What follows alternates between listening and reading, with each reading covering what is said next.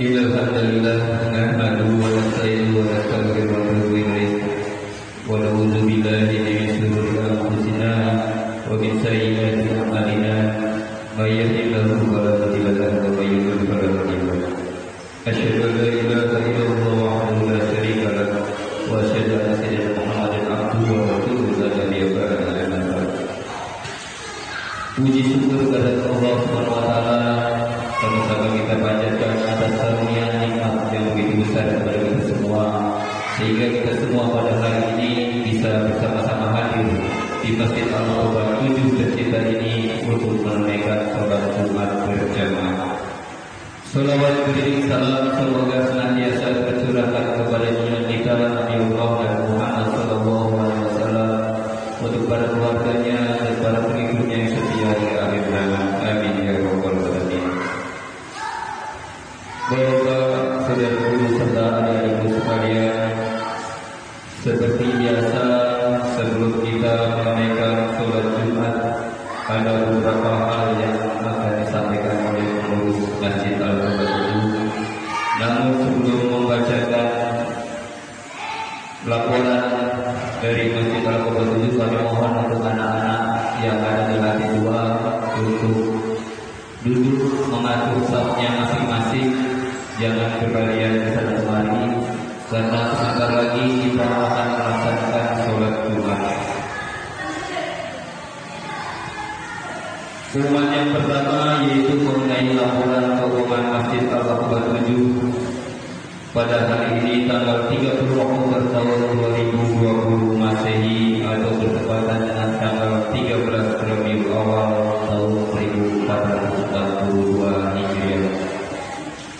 Yang pertama, saldo kas Masjid Al-Quban 7 Jumat yang lalu berjumlah 7.892.630 rupiah.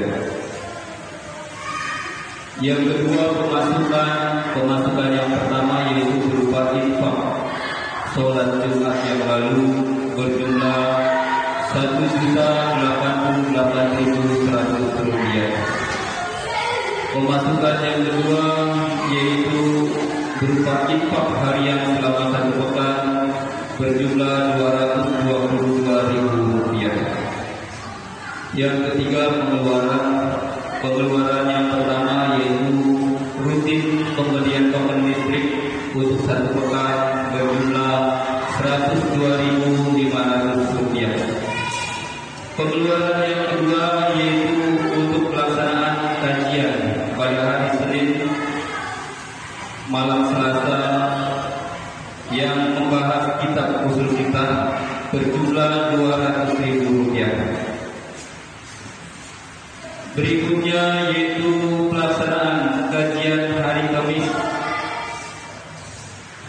yang membahas kitab Bidayatul Mujtahid berjumlah 200.000 rupiah. Sedangkan untuk pelaksanaan kajian subuh itu karena belum ada ustaz, maka masih belum ada pengeluaran. Berikutnya untuk pelaksanaan sholat Jumat pada hari ini berjumlah 250.000 rupiah. Dan pengeluaran yang berikutnya yaitu tunjangan makan siang untuk petugas skener suhu dan satpam berjumlah 4 orang berjumlah 40.000 rupiah. Yang berikutnya pengeluaran untuk gaji merbok bulan Oktober berjumlah 1.600.000 rupiah. Kemudian air mineral sebanyak 3 dus berjumlah 45.000 rupiah. Dan yang terakhir pembelian alat-alat kebersihan berupa piksel 2 botol dan softly latte 1 botol berjumlah 53.400 rupiah. Total kas hingga pada hari ini setelah saldo kas Masjid Al-Quban 7 Jumat yang lalu ditambahkan dengan pemasukan dan dikurangkan dengan pengeluaran berjumlah 6.712.200 Saya ulangi, total kas Masjid Al-Quba 7 hingga pada hari ini berjumlah Rp6.712.230. Pengumuman berikutnya yaitu mengenai penggalangan dana untuk pembangunan rumah merbot, bahwa panitia pembangunan Masjid Al-Quba 7 berencana akan membangun rumah merbot untuk petugas Masjid Al-Quba 7, merbot Masjid Al-Quba 7 yang letaknya ada di sebelah kanan Bapak di samping lembar wudhu, dan ini tentunya memerlukan biaya yang tidak sedikit.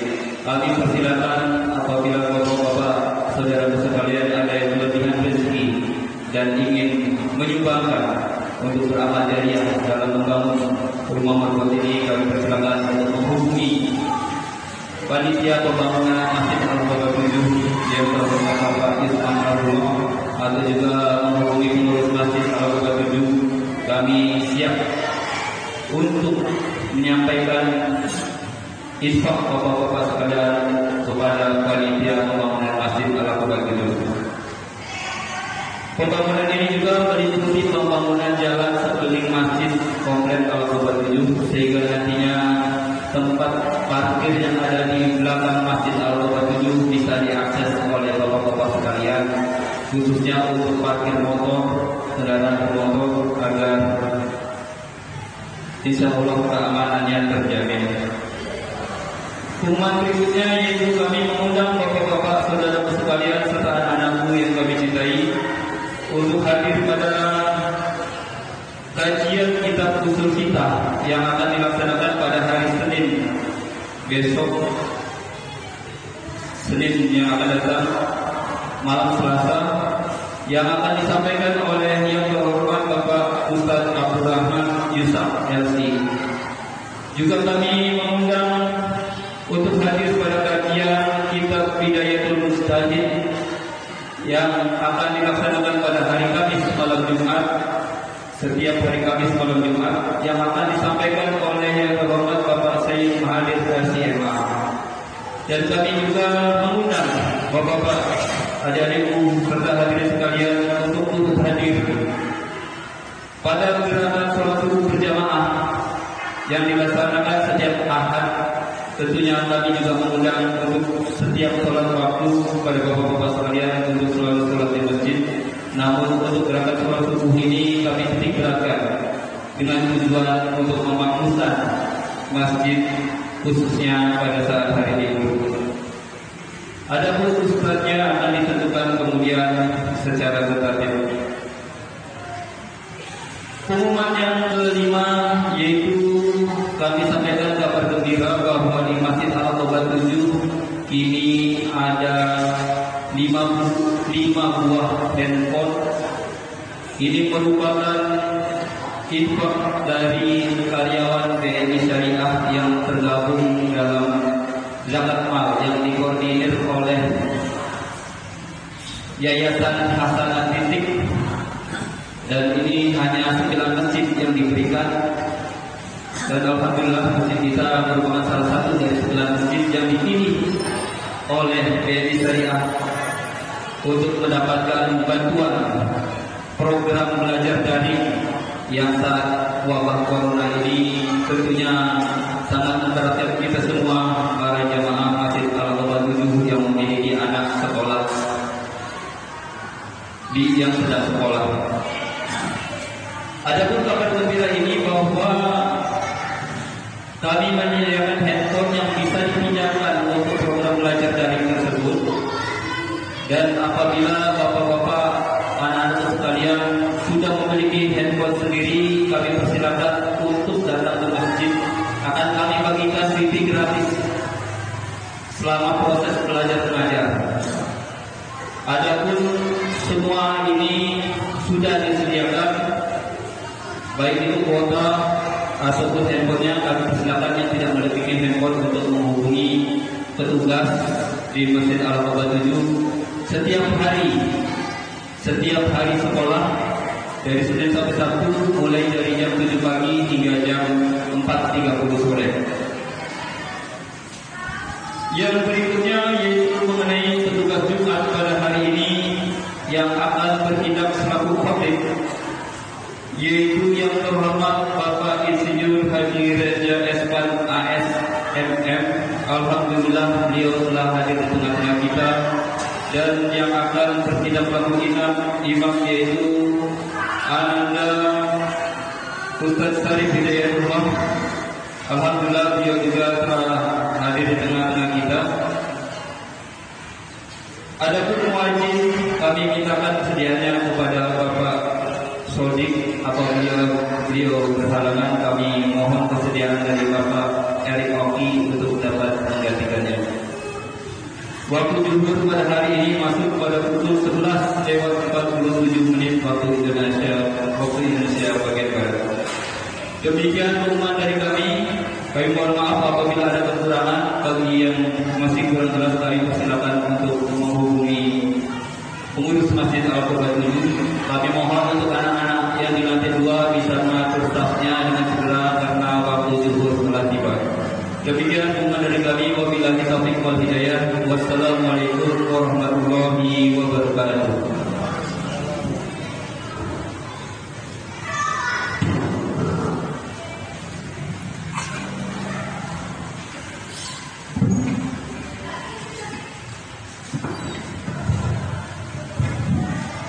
Assalamualaikum warahmatullahi wabarakatuh. Allahu Akbar, Allahu Akbar, Allahu Akbar, Allahu Akbar.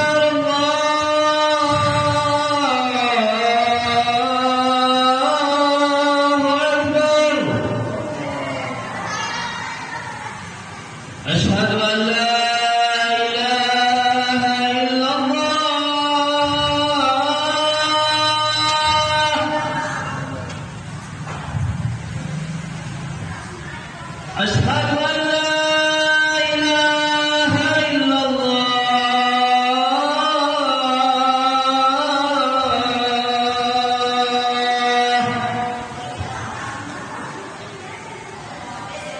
Asyhadu anna Muhammadar Rasulullah.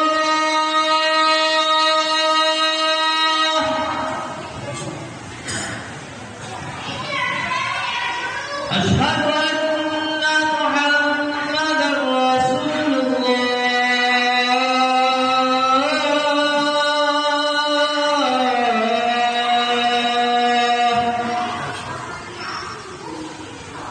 Hayya 'alas shalah.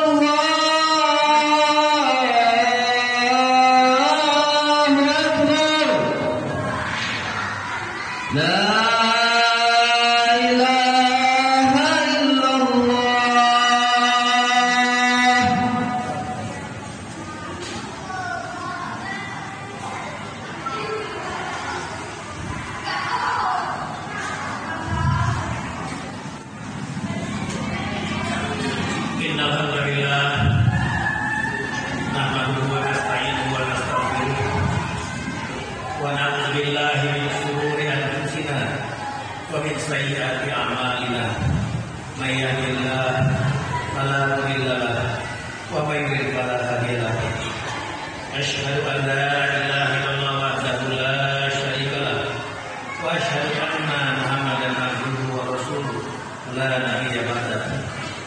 اللهم صل وسلم على نبينا محمد وعلى آله وصحبه ومن تبعهم بإحسان إلى يوم القيامة.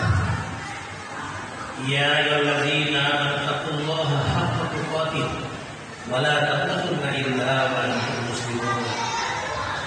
يا أيها الناس اتقوا ربكم الذي خلقكم من نفس واحدة وخلق منها زوجها وبث منهما رجالا كثيرا ونساء واتقوا الله الذي تساءلون به والأرحام إن الله كان عليكم رقيبا.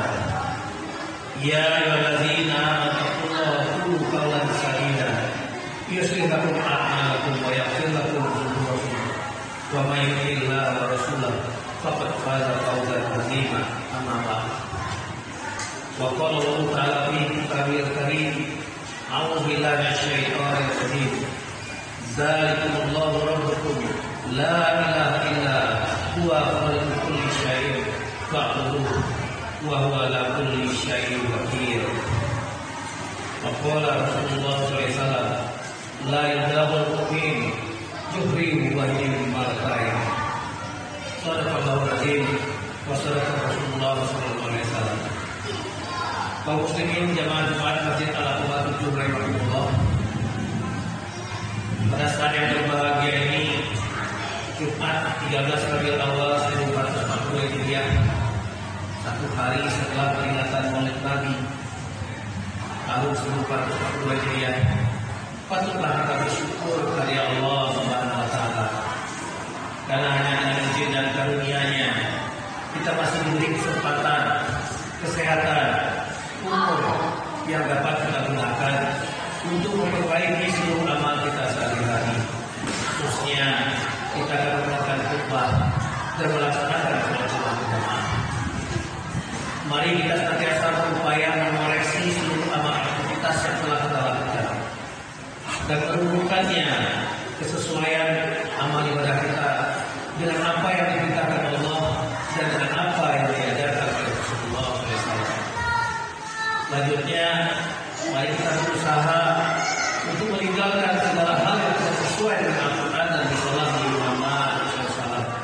Karena segala bentuk aktivitas yang tidak sesuai itu hanya akan mengantarkan kita pada kehidupan yang sia-sia dan akan mendatangkan akhirnya.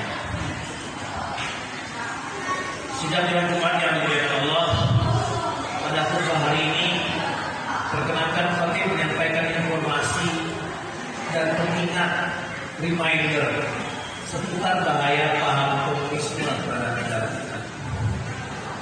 Akhir-akhir ini dirasakan oleh beberapa pihak.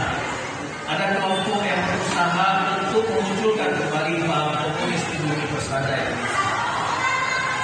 Mereka berupaya mempopulerkan kembali paham komunis dengan antara lain memasang poster para tokohnya, menggunakan atribut dan lambang khasnya Pak Farid, dan berupaya mempengaruhi pemimpin dan bangsa Indonesia bahwa mereka bukanlah pelaku perbuatan kejam terhadap rakyat Indonesia, tetapi justru menjadi korban politik.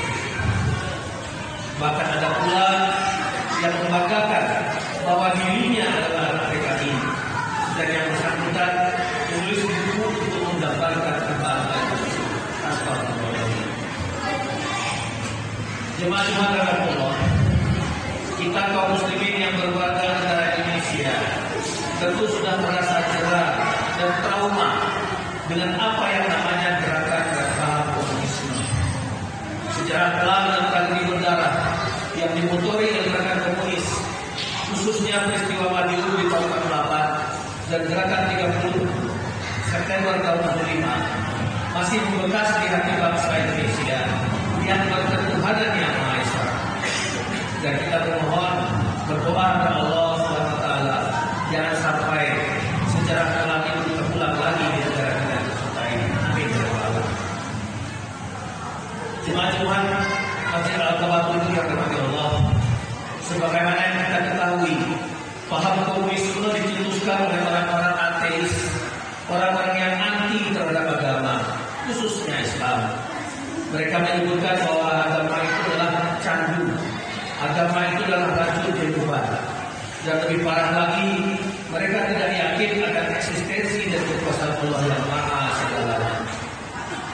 Sementara Islam memandang bahwa manusia, alam semesta, dan seluruh kehidupan berasal dan diciptakan oleh Allah Subhanahu wa Ta'ala. Dialah pencipta sekaligus pengatur alam semesta beserta seluruh isinya. Sebagaimana firman-Nya pada Quran surah Al-An'am ayat 102 yang seperti dibacakan pada kalimat khutbah, yang artinya, itulah Allah Tuhan kalian, tidak ada Tuhan selain Dia yang menciptakan segala sesuatu. Karena itu mengabdilah hanya kepadanya, Dialah pelihara segala sesuatu.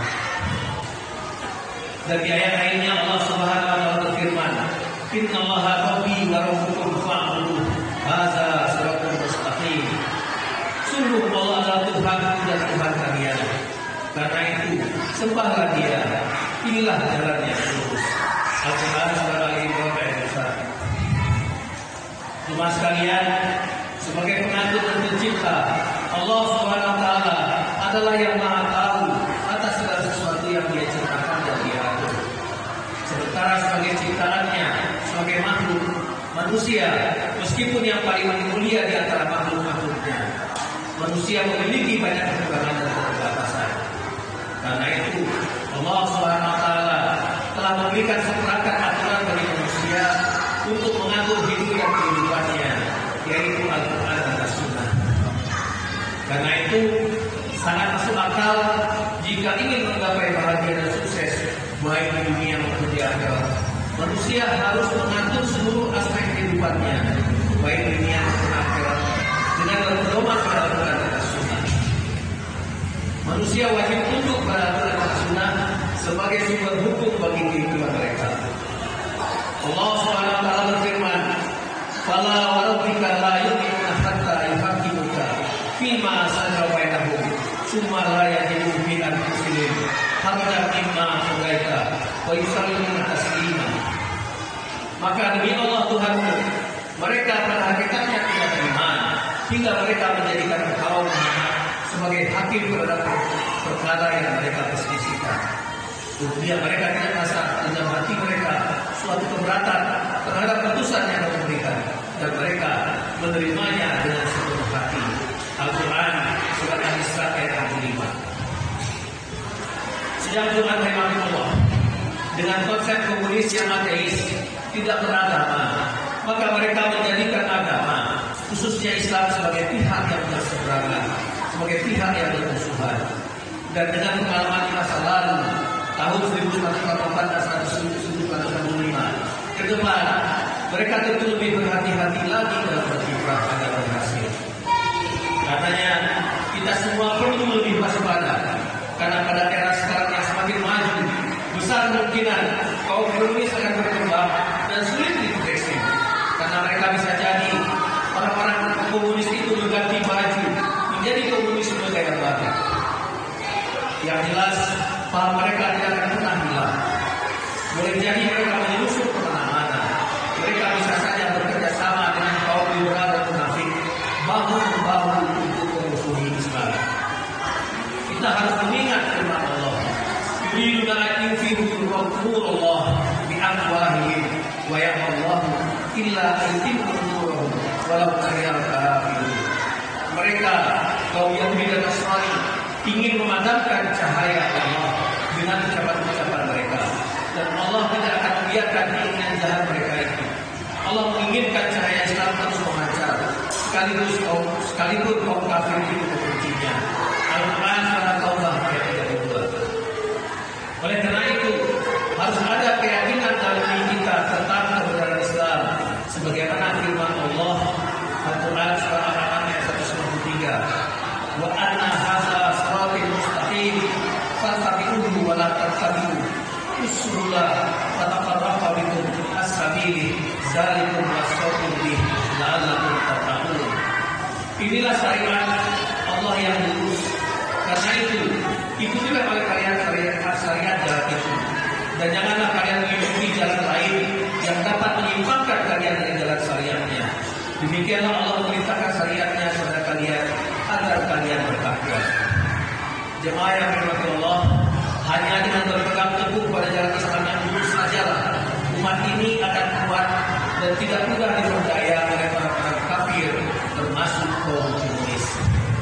Jemaah Jumat Akhir Al-Quran yang dirahmati Allah, di masa tahun yang lalu Rasulullah SAW telah memberikan peringatan kepada umat Islam, sebagaimana sabda beliau yang diriwayatkan oleh Bukhari dan Muslim dari Abu Hurairah radhiyallahu anhu yang kami bacakan pada Madinah Khutbah, yang artinya tidak sepantasnya seorang mukmin terjebak, tidak sepantasnya seorang mukmin terperosok kepada lubang yang sama sampai 2 kali. Artinya kita harus memperkuat diri agar tidak kembali menjadi korban, bahkan mampu menangkal paham komunisme. Lantas, apa dan bagaimana langkah yang bisa ditempuh untuk menangkal timbulnya kembali paham komunisme? Langkah utama yang harus dilakukan oleh negara kita dan masing-masing keluarga muslim adalah kembali ke Al-Quran dan As-Sunnah, serta dengan memperkokoh seluruh komponen-komponen bangsa. Ya kaum ulama, ya pemimpin, ya orang yang berharta, ya kaum wanita, ya anak muda sebagai calon penerus bangsa. Mari kita perkokoh iman dan takwa kita, sehingga dengan demikian kita berharap Allah Subhanahu wa taala berkenan melindungi bangsa kita, dan dengan takwa tersebut Dia berkenan menurunkan berkahnya dari langit dan dari bumi, sebagaimana firman-Nya dalam surah Al-Araf ayat 96. Walau asna al-qura amanu wa taqaw la fatahna alaihi barakatun minas samaa'i wal ardh. Sekiranya penduduk negeri itu beriman dan bertakwa, pastilah kami akan menurunkan berkah dari langit dan dari bumi. Tapi Allah telah mengingatkan, walakin kazzabu fa'amman kami yasibun. Tetapi kalau mereka mendustakan ayat-ayat kami, maka akan kami siksa mereka. Jemaah sekalian, semoga dengan taufik dan hidayah dari Allah Subhanahu wa taala yang senantiasa tercurahkan pada kita kaum muslimin dan para pemimpin negara, semua komponen bangsa yang akan menjalankan jalan yang lurus, dan dengan demikian ancaman komunisme dapat dihindarkan. Amin, amin ya rabbal alamin. Barakallahu li wa lakum fil Qur'anil azim wa nafa'ani wa iyyakum bima fihi minal ayati wa dzikril hakim. Wa taqabbal minni wa minkum tilawatahu innahu was-sami'ul 'alim. Aqulu qawli hadza wa astaghfiruh innahu huwal ghafurur rahim.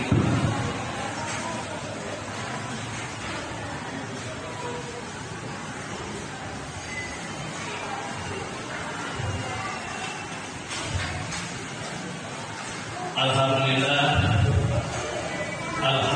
rabbil alamin wa bihi nasta'in ala umuri dunya wa din. Wassalatu wassalamu ala sayyidil mursalin wa ala alihi wa sahbihi ajma'in. Asyhadu an la ilaha illallah wahdahu la syarika lah wa asyhadu anna Muhammadan abduhu wa rasuluh la nabiyya ba'dahu. Allahumma shalli ala Muhammadin wa ala alihi. Jemaah-jemaah kasih Allah rahmatullah. Sejak reformasi tahun 98 yang lalu, pada tahun 2017 yang lalu, dan infonya tetap valid sampai sekarang, media suara Islam online menyebutkan sejumlah indikasi tentang kemungkinan kebangkitan komunisme yang perlu diwaspadai. Utamanya, pertama, tuntutan pencabutan PPRS nomor 25 tahun 1996 tentang pembubaran dan pelarangan PKI. Yang kedua, peniadaan penelitian khusus bagi pejabat publik untuk membuktikan bahwa dirinya bersih dari unsur komunisme. Dengan peniadaan tersebut, besar kemungkinan mereka akan bisa mengisi berbagai posisi pejabat publik. Yang ketiga, upaya penghapusan sejarah pengkhianatan PKI dari kurikulum pendidikan nasional di semua jenjang pendidikan, dan menyebutkan bahwa komunisme justru menjadi korban politik. Yang keempat, terbitnya buku-buku yang membela komunis. Yang kelima, upaya penghapusan kolom agama dalam KTP sehingga memberi ruang kepada pengikut komunis untuk memiliki KTP tanpa beragama. Dan yang terakhir yang bagi hangat dibahas oleh masyarakat adalah upaya untuk menggolkan rancangan undang-undang haluan ideologi Pancasila.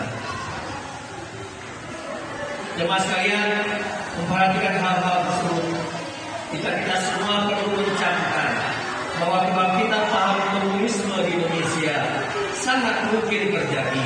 dan karena itu sangat perlu diwaspadai. Jangan sampai kita lengah. Mari kita perkuat diri, mari kita perkuat negara, mari kita perkuat keluarga agar kebangkitan lagi mereka di Indonesia dapat dihalangi dan dengan harapan izin Allah tidak akan terjadi lagi. Mari kita dukung program pertahanan bangsa kita yang nilai-nilai tauhid sejak awal terkandung dalam Pancasila, khususnya sila pertama dengan menetapkan kebijakan negara bagi umat Islam yang berpedoman pada Al-Quran dan Sunnah. Kita tolak paham komunisme karena sejarah membuktikan komunisme yang terlepas dari praktek anarkis dan teroris. Semoga dengan berpedoman pada Al-Quran dan Sunnah serta memperkokoh seluruh komponen bangsa, kaum ulama, kaum pemimpin, kaum orang-orang berharta, kaum wanita, dan kaum anak-anak muda dengan nilai-nilai Islam, Allah berkenan melindungi bangsa kita dari gangguan-gangguan.